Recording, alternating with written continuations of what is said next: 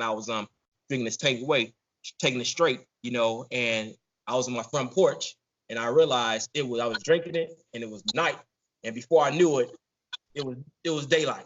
Before I knew it, you know, that's passed out right then. It was daylight, you know what I mean? So I passed out, but luckily I wasn't out and about. But even that, you can still do things at your home too, though. And let me tell you, I wasn't no, what do you call it, belligerent alcoholic. You know, I wasn't women or doing all, get that liquid courage when fight and everything. Nah, I was, like I said, my great grandfather, peace be to his name, he was an alcoholic, and my mom used to say he used to come home every day, drink his brandy, smoke his pipe, and you wouldn't even know he was drunk, man. You know what I mean? But he did it every day before he died from cirrhosis of the liver. You know what I mean? So he was a functioning alcoholic, and those would be the dangerous ones. You know what I mean? The ones not just drinking to have fun, or not just drinking to feel good, but to drink to leave reality. You know what I mean? And you become immune to it, to where you don't even know you really faded. So I had those situations as well from the house. I recall one time when I was at home, and it's stages to alcohol, stages of drunkenness. You know, you get buzzed. That means you start to feel a little different. You know what I mean? Then you get a little tipsy. You know what I mean? To where, all right, you kind of slur on words, but you still kind of hold together. You still got it. You know what I mean? Right. And then you're getting faded. That's the next stage. You faded where you're like, woof. Toe up, right? And things sound one way in your head, then when it come out your mouth, like, damn, I said that. You know what I mean? Kind of got a little bit, but you start losing control a little bit. Right. And then your next level, you get drunk. That means you pretty much have no control. You just talking out the side of your neck, doing all kinds of things you want to do in a sober state of mind. And then the last one, which is not fun, is you get effed up. You know what I mean? That's when it ain't fun no more. When you praying to God, I'll never drink again. You're throwing up. You know, you just calling on Earl stuff of that magnitude. And then the next stage is, like we talked about, you pass out. You know, alcohol poisoning, which is not good in this sense as well. So yeah. So when I was at the house, I thought I was in a buzz state. I think I was in a buzz state when I was faded. And I was using the restroom, and this time our latch broke from where I had to take the top off to flush the toilet. You know what I mean?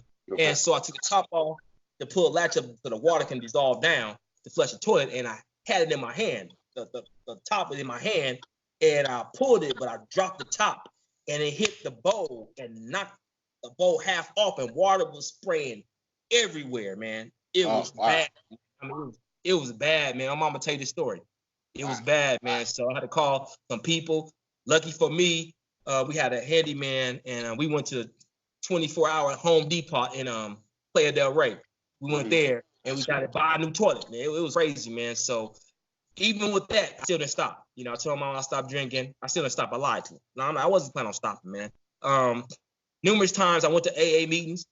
It's good. I'm not knocking it. I think it is good to go there. I just couldn't say I'm a recovering alcoholic. I couldn't say I'm an alcoholic because this time I'm surely into the movement, and we're talking about we got to speak what we want to happen. So I couldn't do they really want you to say you're alcoholic. Right. I feel you.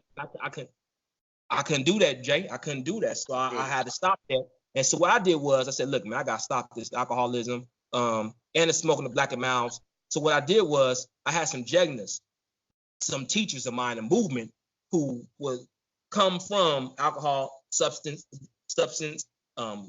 drugs, stuff of that magnitude. So what I did was make my own, I guess you call AA, without the speaking I'm an alcoholic. So I made that, and they gave me a lot of help. They stayed on me. They's my sponsors, the buddy system.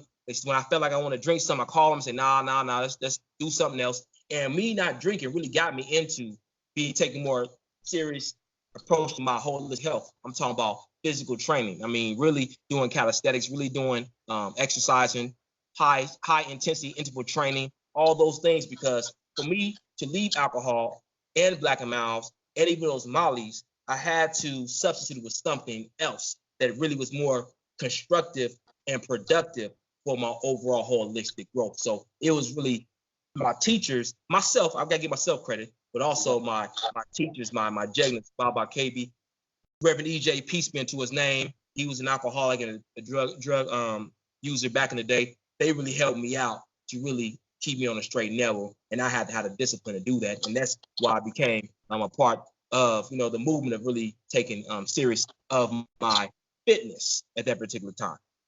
Right. So let me ask you this. So when did you say was the point where you was like, you know, you kind of just had it and you was ready like to make a change? And speak to this a little bit. Like, we all have people that motivate us, right? We all have people who, you know, we get advice from, right? But I always say this, like, the very last motivator, you got to be yourself. We can listen to people talk. We can listen to people tell us what to do. But at the end of the day, we're the last person that we have to adhere to. Speak a little bit to it. Okay. Well, it was I can't say a final point. It was just a progressiveness because I stopped for like a few days, a couple of weeks, and I went back. You know, this is the longest I've been sober, going 8 years. You know what I mean? Straight, nothing, no wine clues, no nothing. And I would say, dealing with the mind subconsciously, like we talked about the dopamines and just how the body can really be attached to something. How I realized how addiction really is, because as I mentioned earlier, we are divine beings, and you know all the spiritual talk, metaphysical talk. I love it. I ascribe to it. However, I understand that the flesh is no joke, because when I was going through my stage of getting cleansed of alcoholism, when I thought I kicked it, I ain't drunk for 48 hours. That's 2 days, and I went to the Rite Aid going to get something, not knowing I'm going to get, and I went past the alcohol section. Now, if you've seen Richard Pryor, peace be to his name, Sunset Strip, when he was talking about the cop was talking to him and everything. Come here, Richard. That's what happened to me. That must really happened. My subconscious and my body was like making excuses of, I'm going to sip on something. You know, the Hennessy bottle was looking at me like, where you going, Grass? Come here for a second. I'm here waiting for you. You know what I mean? Come here. You don't want to get a fifth? I respect that. Get a pint. You know what I mean? You don't want to. I respect that. Right. Get some Coca-Cola. Get some apple juice. I respect it. You don't have to go by yourself. Cheers. You know what I mean? Coca-Cola. And then the Tiger Ray saying, shut up, Hennessy. Grass. That dark liquor gonna have you hungover. Come to me, man. You get some Sprite, though. You get orange juice. I'm your friend. Come to me. Then the Carlos Rossi is, my subconscious is all over the place now. The Carlos Rossi saying, both of y'all shut up. Grasshopper. Look at me. I'm open. They all locked up and everything. You can come and get me. I'm cheaper than them.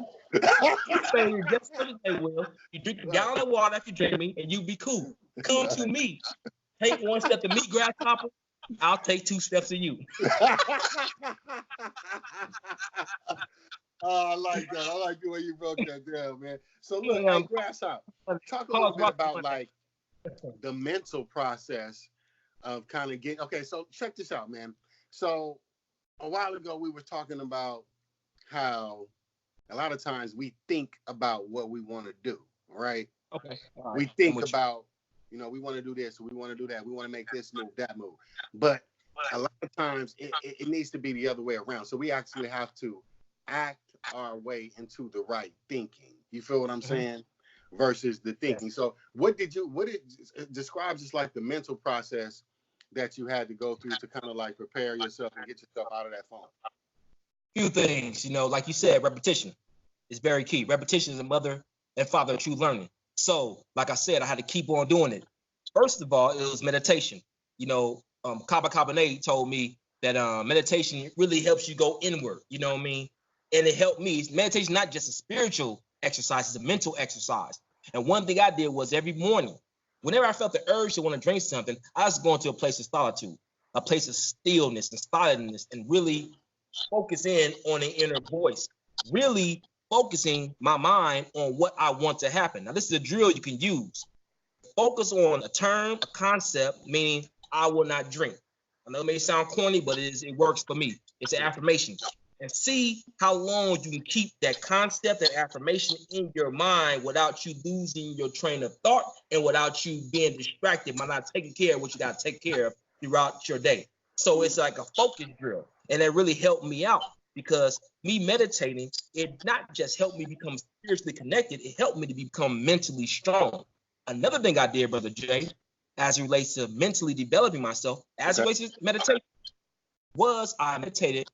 Now, let me tell you this. I believe in meditating with no noise when you're solitude, when you're by yourself.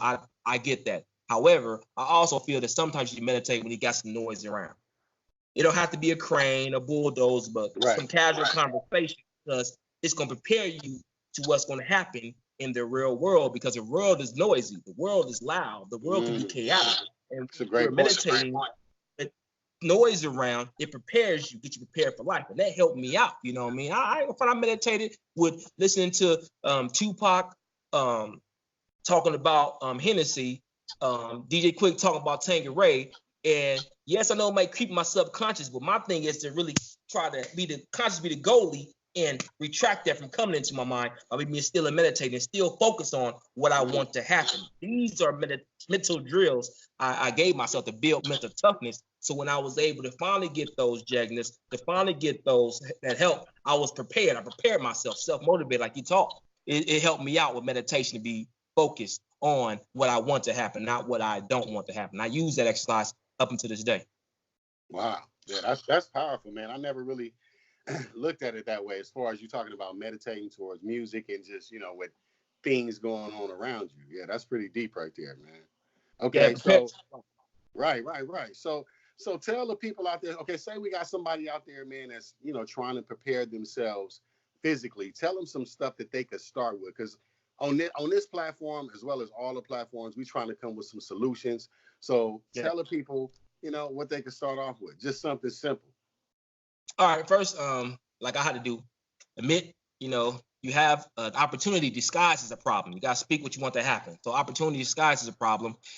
Basically, like I said, getting the mental process correct, building that, strengthening that, but also some key tips you can do as it relates to fitness. Now, let's talk about fitness first. I think if high intensity interval training, HIIT, and that means whether you want to walk for like 45 seconds and jog moderately for 15 seconds, do that for like 10 minutes in those increments. It elevates the heart rate, you know what I mean? Do that for like 3 days, you know what I mean? Mm-hmm. If you feel that's too easy, you can jog for 30 seconds or 45 seconds and run at like a pace of from 7 to 10, from 10 at a 7.